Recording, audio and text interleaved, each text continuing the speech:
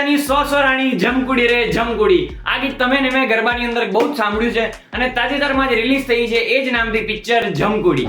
તો સરસ મજાનું પિક્ચર લખેલું છે હેત ભટ્ટે, ડાયરેક્ટ કરેલું છે ઉમંગભાઈ વ્યાસે. અંદર મેઇન લીડ હીરોની વાત કરીએ તો એ છે વિરજ ઘેલાણી, માનસી પારેખ, સંજય ગોરડિયા અને ઓજસ રાવલ. તો ચલો હવે વાત કરીએ પિક્ચરની બેઝિક સ્ટોરી લાઇનની. તો એક રાણીવાડો કરીને હવેલી છે એક ગામની અંદર, જ્યાં જમકુડી નામની એક ડાકણ છે.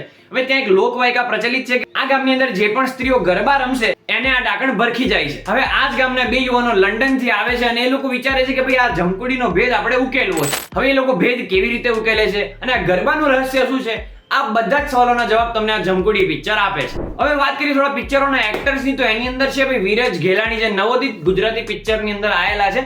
અને મને એમ હતું કે એક સારા ઇન્ફ્લુએન્સર એ છે, પણ as a Gujarati lead hero role એમને કેવી રીતે સેટ થશે. પણ બોસ એમની એક્ટિંગ જોરદાર છે.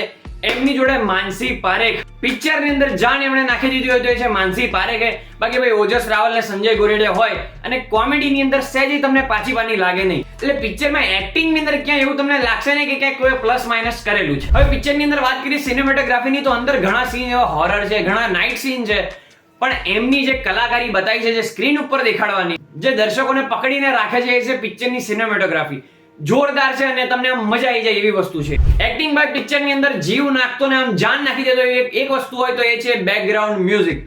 સોલિડ બેકગ્રાઉન્ડ મ્યુઝિક છે, તમને પિક્ચરની પૂરેપૂરી ફીલ બાંધીને રાખશે. અને પિક્ચરનું જે ટાઇટલ સોંગ છે એક રાજાની સો રાણી જમકુડી રે જમકુડી, એ તમારા આમ મગજની અંદર ચોંટી જશે. અને હા, પિક્ચરની અંદર બીજા પણ ઘણા એવા ગીતો છે જે તમને આમ એક અલગ વાઇબ આપશે અને કોઈક મેસેજ આપવાની તમને ટ્રાય કરશે. હવે પિક્ચરની થોડીક વાત કરીએ તો પિક્ચર 2.5 કલાકનું છે અને પિક્ચરનો ફર્સ્ટ હાફ, ઇન્ટરવલ પહેલા પિક્ચર તમને ક્યાંક સ્લો લાગી શકે છે.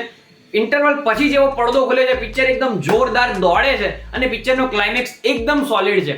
મારું એવું માનવું છે કે ઇન્ટરવલ પહેલાનો પાર્ટ 100% ઇમ્પ્રૂવ થઈ શકે એવો હતો. અને ઘણા સીન એવા છે જે વારે વારે તમને રિપીટ થતા હોય એવું લાગશે, તો પિક્ચરને ક્યાંક ને ક્યાંક ધીમું કરી રહ્યા છે અને ઇન્ટરેસ્ટ થોડો ઓછો પડી રહ્યો. બાકી બોસ આ જમકુડી પિક્ચરની અંદર ડર છે, પ્રેમ છે, સેન્ટિમેન્ટ છે, ડ્રામા છે, full on entertainment pack Gujarati movie છે. જો પિક્ચર તમને એક જ લાઈનની અંદર કહું ને તો માનો ને તો આ પિક્ચર છે ને ગુજરાતી પિક્ચરોનું ભૂલ ભૂલૈયા છે.